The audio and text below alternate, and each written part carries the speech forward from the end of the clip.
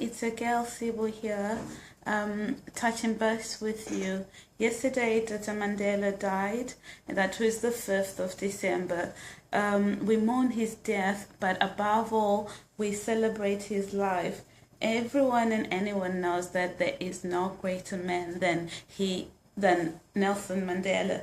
And I was just reflecting and thinking to myself, aren't we such a blessed generation that we've got such a massive hero, somebody to look up to, and somebody who's left a great legacy for us, who has inspired each and every one of us and made us feel and believe that we can be anything that we want to be. And above all, he has taught us forgiveness, for we know that through forgiveness we are also healing ourselves.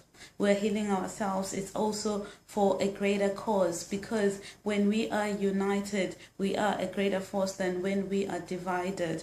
So I just want to share a few quotes with you. I've got like my favorite 5 quotes from Nelson Mandela that always resonate with me and give me so much power and confidence and self-belief that, you know what, Sibusiso, if you put your mind into it, if you set your heart into anything, you can and you can achieve and you will achieve. Nothing should deter you. You are your only person that can stop you.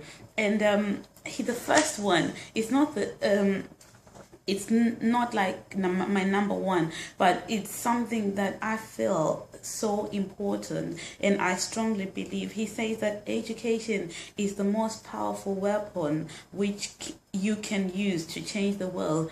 And I strongly believe that. However, some of us, we think that education is just going to school and getting a degree. Yes, that is very important. However, our education also comes in learning, being educated with life, about life, how to relate with other people, knowing what's out there, not to just bury our heads in sand, but having our eyes of understanding open and being open to things out there that are brought to you.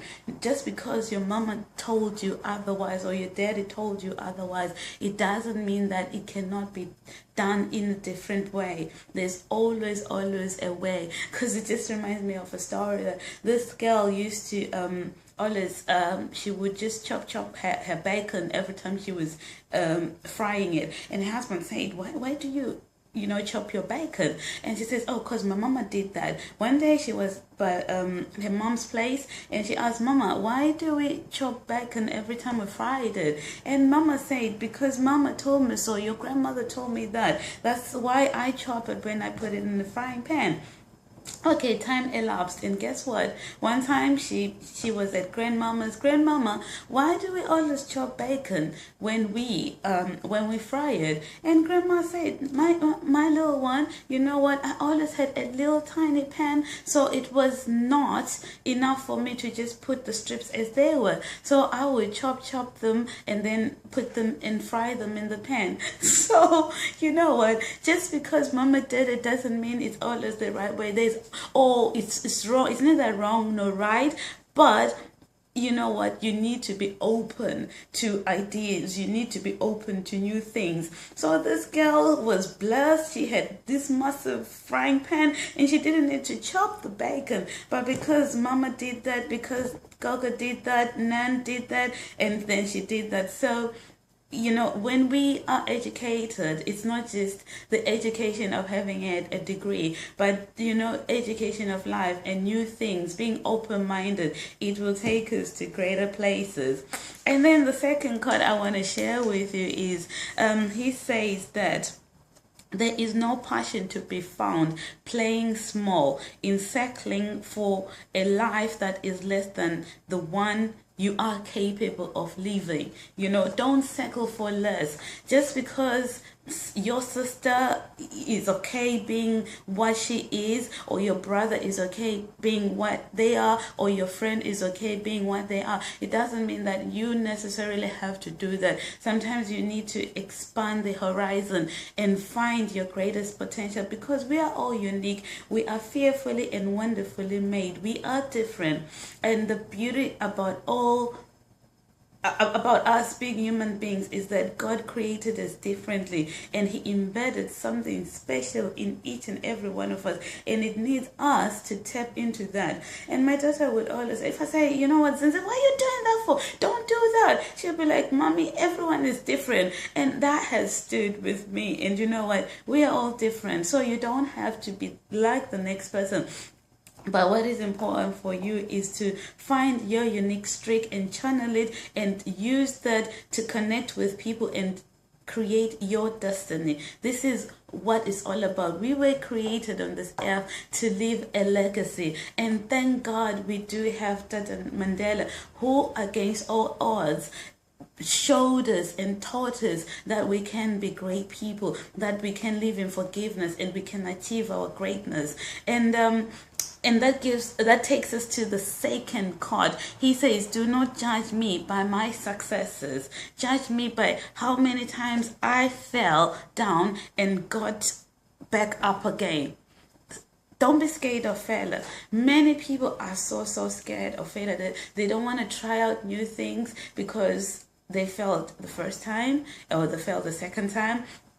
And they feel like, you know what, I can't do this because I'm going to fail. So what if you fail? And because from those failures, that's where you get to learn. You get your lessons from there. That's when you get your experience from there. Because when you don't try, then it means that you're just stagnant. And when you're stagnant, it's as good as just it's going backward. So never be scared to try and fail, because know that nothing is for nothing. Anything in your life is for a purpose. Anything in your life is for a reason, and you can channel that negative experience into a positive learning experience. So never be scared that, oh, people are gonna say that I failed.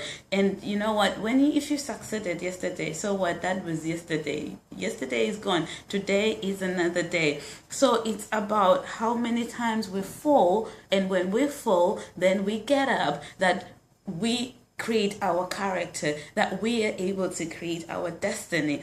And that is what you should judge yourself by. That is what people should judge you by. Not your successes, but the number of times that you fell down and you rose up. And that builds our character, that builds our personalities, and we become stronger, because that builds muscles as well.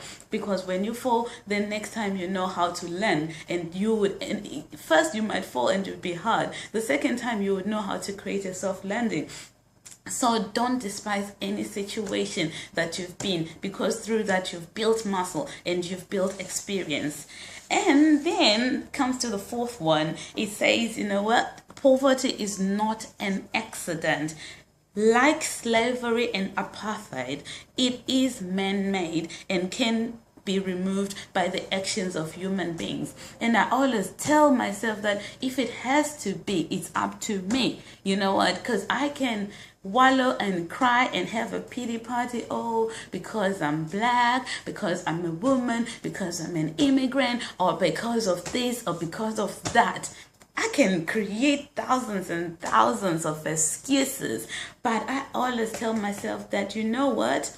If I want to change my situation, if I want to change my destiny, one thing I need to do is to take action. In order to take yourself from your current situation, from your current circumstances, you need to make a conscious decision to take action. Action will take you from the present situation to your destiny.